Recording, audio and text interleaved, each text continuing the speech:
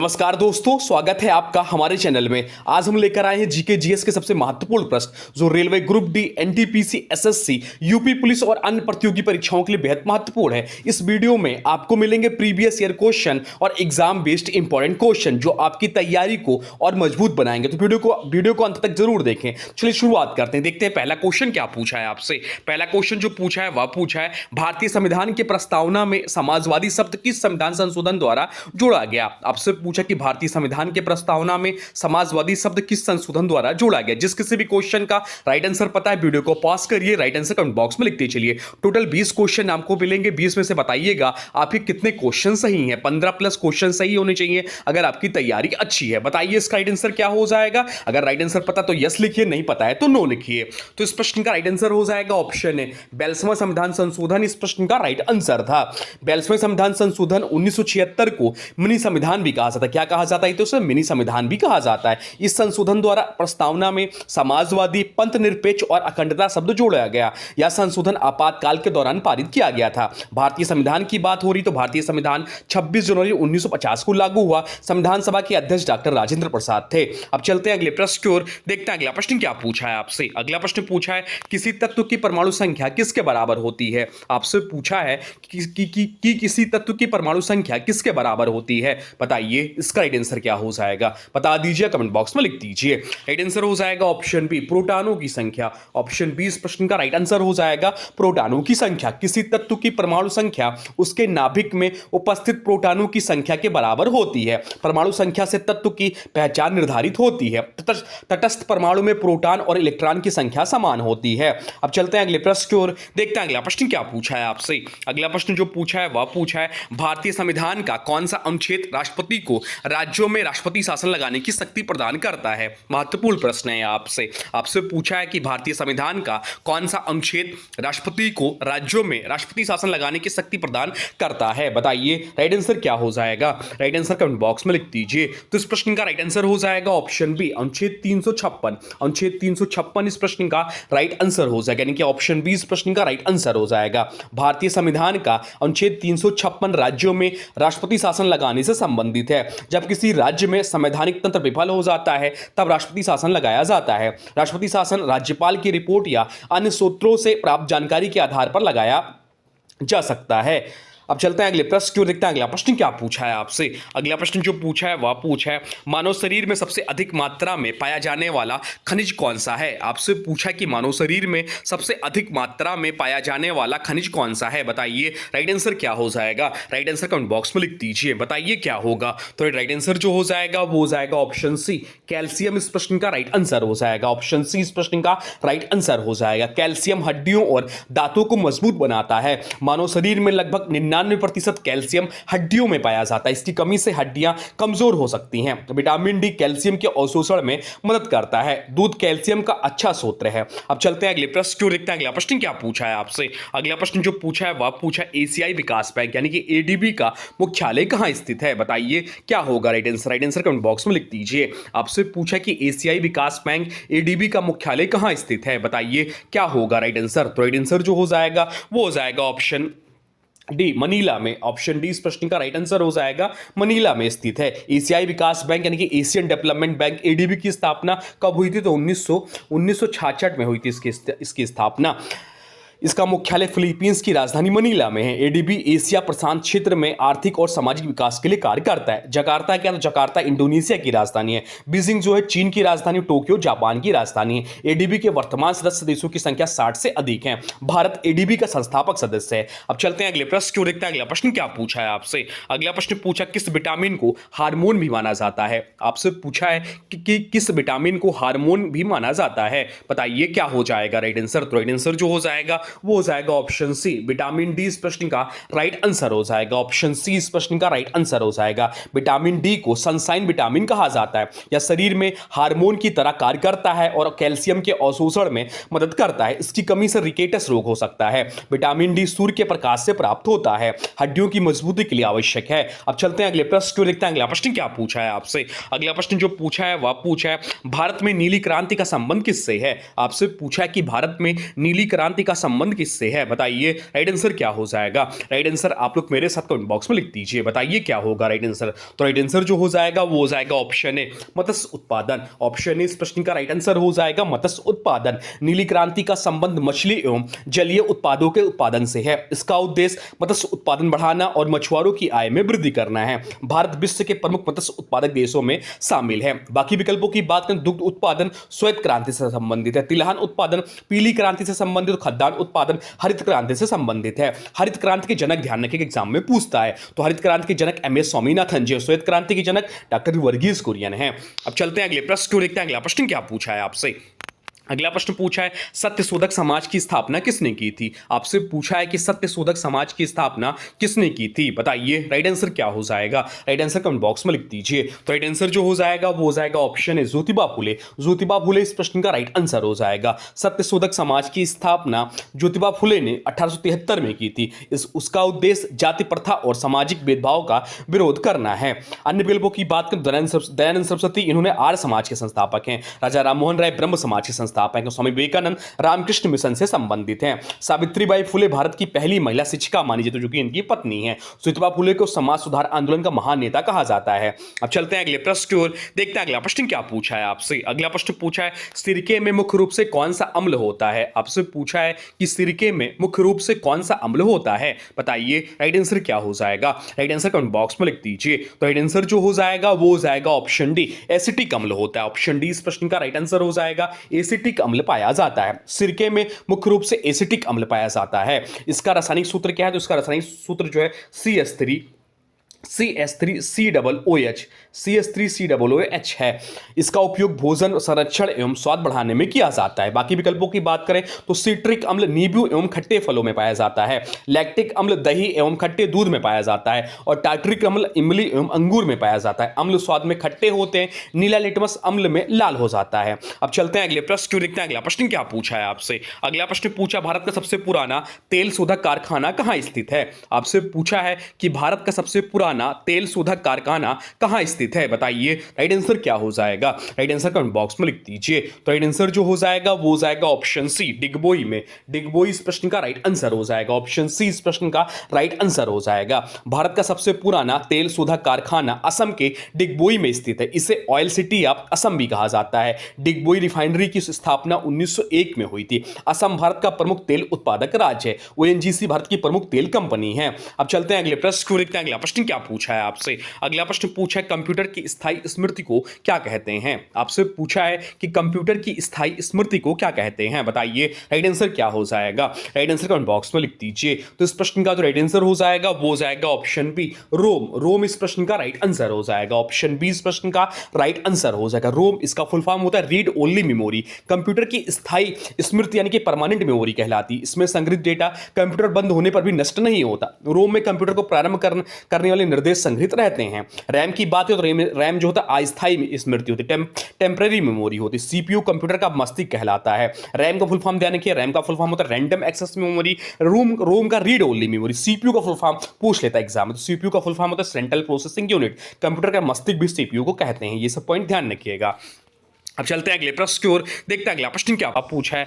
भारतीय संविधान में मौलिक कर्तव्य किस समिति की सिफारिश पर जोड़े गए थे? आपसे पूछा है कि भारतीय संविधान में मौलिक कर्तव्य किस समिति की सिफारिश पर जोड़े गए थे? बताइए राइट आंसर क्या हो जाएगा? राइट आंसर कमेंट बॉक्स में लिख दीजिए। तो राइट आंसर जो हो जाएगा वो हो जाएगा ऑप्शन बी। ऑप्शन बी इस प्रश्न का राइट आंसर हो जाएगा। स्वर्ण सिंह समिति की सिफारिश पर मौलिक कर्तव्य स्वर्ण सिंह समिति की सिफारिश पर संविधान में जोड़े गए थे। इन्हें 42वें संविधान संशोधन अधिनियम 1976 द्वारा शामिल किया गया। मौलिक कर्तव्य संविधान के भाग 4A में दिए गए हैं। वर्तमान में संविधान में कुल 11 मौलिक कर्तव्य हैं। बाकी विकल्पों की बात करें तो के संथानम समिति जो है भ्रष्टाचार निवारण से संबंधित है। वर्मा समिति मौलिक कर्तव्यों के क्रियान्वयन से संबंधित सुझाव दिए थे, और सरकारी आयोग केंद्र राज्य संबंधित है। मौलिक कर्तव्य अनुच्छेद 51A में वर्णित है, और 86वें संविधान संशोधन 2002 द्वारा 11वां कर्तव्य जोड़ा गया। अब चलते हैं अगले प्रश्न की ओर, देखते हैं अगला प्रश्न क्या पूछा है आपसे। अगला प्रश्न जो पूछा है वह पूछा है नाबार्ड का मुख्यालय कहाँ स्थित है? आपसे पूछा है कि नाबार्ड का मुख्यालय जो है कहाँ स्थित है? बताइए राइट आंसर क्या हो जाएगा? राइट आंसर कमेंट बॉक्स में क्या राइट आंसर कमेंट बॉक्स में लिख दीजिए, बताइए। तो इस क्वेश्चन का आंसर जो है मैक्सिमम लोग गलत करके आएंगे, मैक्सिमम लोग नई दिल्ली को टिक करके आएंगे, जो कि गलत हो जाएगा। इसका जो राइट आंसर हो जाएगा वो हो जाएगा ऑप्शन डी, मुंबई में है। मुंबई इस प्रश्न का राइट आंसर हो जाएगा। नाबार्ड, इसका फुल फॉर्म ध्यान रखिए एग्जाम में पूछता है। इसका फुल फॉर्म होता है national rural for agriculture and rural development, national bank for agriculture and rural development. NABARD का मुख्यालय मुंबई में स्थित। इसकी स्थापना कब हुई थी? तो इसकी स्थापना जो हुई थी 12 जुलाई 1982 को इसकी स्थापना हुई थी। यह ग्रामीण विकास और कृषि वित्त के लिए शीर्ष विकास बैंक है। इसका मुख्य कार्य कृषि, ग्रामीण उद्योग और ग्रामीण विकास को वित्तीय सहायता प्रदान करना है। नाबार्ड की स्थापना शिवरामन स्मिथ की सिफारिश पर हुई थी। अभी पूछता है एग्जाम में क्वेश्चन कि किस स्मिथ की सिफारिश पर हुई थी, तो नाबार्ड की स्थापना शिवरामन स्मिथ की सिफारिश पर हुई थी। यह आरबीआई से संबंधित एक महत्वपूर्ण वित्तीय संस्था है। अब चलते हैं अगले प्रश्न की ओर, देखते हैं अगला प्रश्न क्या पूछा है आपसे। अगला प्रश्न जो पूछा है वह पूछा है भारतीय संविधान का अनुच्छेद 123 राष्ट्रपति को क्या शक्ति देता है? आपसे पूछा है कि भारतीय संविधान का अनुच्छेद 123 राष्ट्रपति को क्या शक्ति देता है, बताइए। राइट आंसर क्या हो जाएगा? राइट आंसर कमेंट बॉक्स में लिख दीजिए। तो राइट आंसर जो हो जाएगा वो हो जाएगा ऑप्शन बी, अध्यादेश जारी करने की शक्ति। ऑप्शन बी इस प्रश्न का राइट आंसर हो जाएगा। भारतीय संविधान का अनुच्छेद 123 राष्ट्रपति को अध्यादेश जारी करने की शक्ति देता है। जब संसद का कोई सत्र में नहीं होता तब राष्ट्रपति अध्यादेश जारी कर सकते हैं। अध्यादेश का प्रभाव संसद द्वारा बनाए गए कानून के समान होता है। संसद के पुनः सत्र शुरू होने के 6 सप्ताह के भीतर अध्यादेश को मंजूरी मिलना आवश्यक है। बाकी विकल्पों की बात करें तो क्षमादान की शक्ति अनुच्छेद 72 से संबंधित है। संयुक्त बैठक बुलाने की शक्ति अनुच्छेद 108 से संबंधित और सुप्रीम कोर्ट से परामर्श अनुच्छेद 143 से संबंधित है। अध्यादेश जारी करने की शक्ति एक अस्थायी विधायी शक्ति है। राज्यपाल को भी अनुच्छेद 213 के तहत अध्यादेश जारी करने की शक्ति प्राप्त है। राष्ट्रपति केवल मंत्रिपरिषद की सलाह पर अध्यादेश जारी करते हैं। अब चलते हैं अगले प्रश्न की ओर, देखते हैं अगला प्रश्न क्या पूछा है आपसे। अगला प्रश्न जो पूछा है वह पूछा है भारतीय संविधान का अनुच्छेद 40 किस विषय से संबंधित है? आपसे पूछा है कि भारतीय संविधान का अनुच्छेद 40 जो है किस विषय से संबंधित है, बताइए। राइट आंसर क्या हो जाएगा? राइट आंसर कमेंट बॉक्स में लिख दीजिए। तो राइट आंसर जो हो जाएगा वो हो जाएगा ऑप्शन बी, ग्राम पंचायतों का गठन। ग्राम पंचायतों का गठन इस प्रश्न का राइट आंसर हो जाएगा। भारतीय संविधान का अनुच्छेद 40 ग्राम पंचायतों के गठन से संबंधित है या राज्य के नीति निर्देशक तत्वों में शामिल है। इसमें राज्य को ग्राम पंचायतों को संगठित करने और उन्हें स्वशासन की इकाई बनाने का निर्देश दिया गया है। पंचायती राज व्यवस्था ग्रामीण लोकतंत्र को मजबूत बनाती है। बाकी विकल्पों की बात करें तो सामान्य नागरिक संहिता अनुच्छेद 44 से संबंधित है। कार्यपालिका और न्यायपालिका का पृथक्करण अनुच्छेद 50 से संबंधित है। पर्यावरण संरक्षण अनुच्छेद 48A से संबंधित है। पंचायतों को संवैधानिक दर्जा 73वां संविधान संशोधन 1992 द्वारा मिला। पंचायती राज व्यवस्था की सिफारिश बलवंत राय मेहता समिति ने की। भारत में स्थानीय स्वशासन लोकतंत्र की जड़ को मजबूत करता है। अब चलते हैं अगले प्रश्न की ओर, देखते हैं अगला प्रश्न क्या पूछा है आपसे। अगला प्रश्न जो पूछा है वह पूछा है भारत के प्रथम अंतरिक्ष यात्री राकेश शर्मा ने कौन सा मिशन उड़ाया था? महत्वपूर्ण प्रश्न है। आपसे पूछा है कि भारत के प्रथम अंतरिक्ष यात्री राकेश शर्मा ने कौन सा मिशन उड़ाया था, बताइए। राइट आंसर क्या हो जाएगा? तो राइट आंसर जो हो जाएगा वो हो जाएगा ऑप्शन बी। ऑप्शन बी इस प्रश्न का राइट आंसर हो जाएगा सोयूज T11 इस प्रश्न का राइट आंसर हो जाएगा। भारत के प्रथम अंतरिक्ष यात्री विंग कमांडर राकेश शर्मा ने सोवियत संघ के अंतरिक्ष मिशन सोयूज T11 के माध्यम से अंतरिक्ष यात्रा की थी। मिशन का नाम था सोयूज T11। जो तिथि थी वो थी 2 अप्रैल 1984। साझेदारी थी भारत और सोवियत संघ यानी कि USSR। अंतरिक्ष स्टेशन या आप लोग कमेंट बॉक्स में बताइएगा। अंतरिक्ष में समय लगा था लगभग 7 दिन 21 घंटे। उन्होंने प्रधानमंत्री इंदिरा गांधी से भारत अंतरिक्ष से कैसा दिखता है उनसे पूछा था कि प्रश्न का उत्तर दिया था सारे जहां से अच्छा। प्रधानमंत्री इंदिरा गांधी ने इनसे पूछा था कि भारत अंतरिक्ष से कैसा दिखता है, तो उन्होंने जवाब दिया था सारे जहां से अच्छा हिंदुस्तान हमारा। अब चलते हैं अगले प्रश्न की ओर, देखते हैं अगला प्रश्न क्या पूछा है आपसे। अगला प्रश्न जो पूछा है वह पूछा है भारत में पहली बार गणतंत्र दिवस परेड कब आयोजित हुई थी? आपसे पूछा कि भारत में पहली बार गणतंत्र दिवस परेड कब आयोजित हुई थी, बताइए। राइट आंसर क्या हो जाएगा? राइट आंसर हो जाएगा ऑप्शन बी। ऑप्शन बी इस प्रश्न का राइट आंसर हो जाएगा। अगर ऐसा आप लोग टिक करके आते हैं तो यह क्वेश्चन आपका गलत हो जाएगा। ऑप्शन जो सी है वह राइट आंसर हो जाएगा। 26 जनवरी 1951 को भारत में पहली बार गणतंत्र दिवस परेड 26 जनवरी 1950 को आयोजित की गई थी, जिस दिन भारतीय संविधान लागू हुआ था और भारत एक गणराज्य बना। 26 जनवरी 1950 को इस पहली गणतंत्र दिवस परेड इरविन स्टेडियम अब नेशनल स्टेडियम दिल्ली में हुई थी। मुख्य अतिथि थे इंडोनेशिया के राष्ट्रपति डॉक्टर सुकर्लो। मुख्य कार्यक्रम था संविधान लागू होने की घोषणा, राष्ट्रपति द्वारा झंडा फहराना, परेड और सांस्कृतिक कार्यक्रम। अब चलते हैं अगले प्रश्न की ओर, देखते हैं अगला प्रश्न क्या पूछा है आपसे। अगला प्रश्न जो पूछा है वह पूछा है आपसे कि भारत में पंचायती राज व्यवस्था की सिफारिश किस समिति ने की थी। आपसे पूछा है कि भारत में पंचायती राज व्यवस्था की सिफारिश किस समिति ने की थी, बताइए राइट आंसर क्या हो जाएगा। तो राइट आंसर जो हो जाएगा वो अभी हम लोग ऊपर भी डिस्कस किए हैं, बताइए क्या होगा राइट आंसर। राइट आंसर हो जाएगा ऑप्शन ए, बलवंत राय मेहता समिति। बलवंत राय मेहता समिति इस प्रश्न का राइट आंसर हो जाएगा। बलवंत राय मेहता समिति का गठन 1957 में किया गया था। इस समिति ने 3 स्तरीय पंचायती राज्य प्रणाली की सिफारिश की, ग्राम पंचायत ग्राम स्तर पर, पंचायत समिति ब्लॉक स्तर पर और जिला परिषद जिला स्तर पर। जिला स्तर पर इस समिति की सिफारिश के आधार पर भारत में पहली बार 2 अक्टूबर 1959 को राजस्थान के नागौर जिले में पंचायती राज व्यवस्था लागू की गई। अब चलते हैं अगले प्रश्न की ओर, देखते हैं अगला प्रश्न क्या पूछा है आपसे। अगला प्रश्न पूछा है टीबी का मुख्य कारक कौन सा जीवाणु है। आपसे पूछा है कि टीबी का मुख्य कारक कौन सा जीवाणु है, बताइए राइट आंसर क्या हो जाएगा। राइट आंसर हो जाएगा ऑप्शन ए। ऑप्शन ए इस प्रश्न का राइट आंसर हो जाएगा माइकोबैक्टीरियम ट्यूबरकुलोसिस। माइक्रोबैक्टीरियम ट्यूबरकुलोसिस इस प्रश्न का राइट आंसर हो जाएगा।